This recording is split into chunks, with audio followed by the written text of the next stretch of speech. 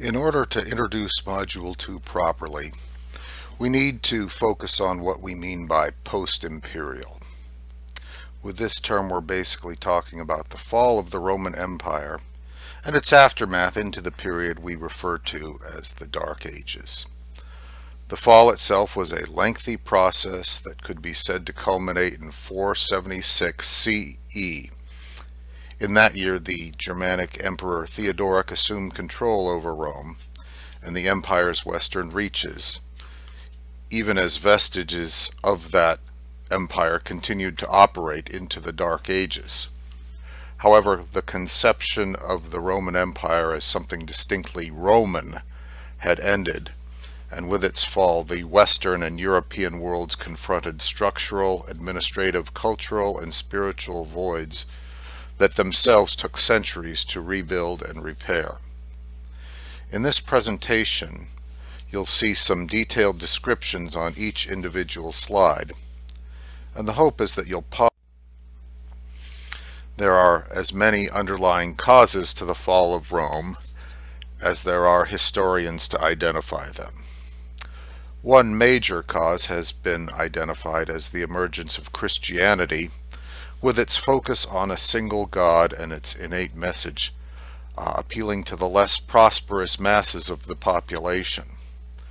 With an abstract, otherworldly conception of a single God rivaling the living emperor's status as God on earth, Christianity emerged as a challenge to traditional Roman polytheistic religions, and its messages of strength and denial, struggle and persecution resonated with the poor and marginalized elements of society, offering a popular, hopeful, and empowering message to those impoverished masses.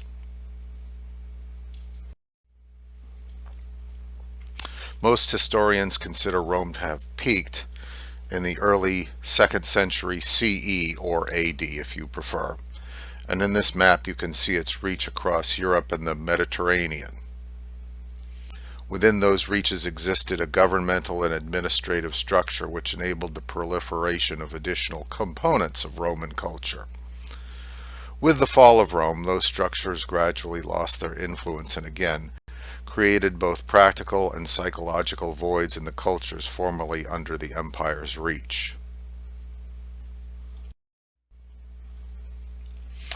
Most historians credit the Emperor Diocletian with reversing the empire's deterioration, even though that process was temporary and further decline was inevitable. Please take a moment to review this slide for a more precise exploration of that point.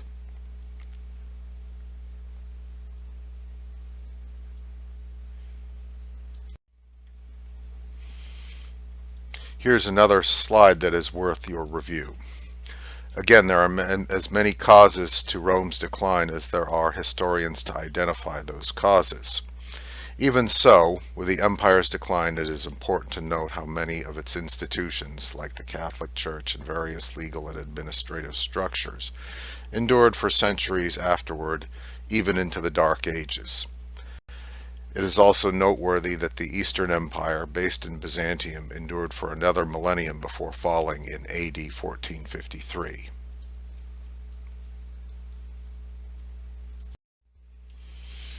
That historical snapshot serves as the backdrop for this module's authors, all of whom either witnessed or were engaged with the empire's decline within some specific historical context. The one outlier, the Frankish epic The Song of Roland, depicts the world of the Dark Ages and the struggle of the Emperor Charlemagne to establish his primacy under auspices formerly aligned with Roman notions of emperorship.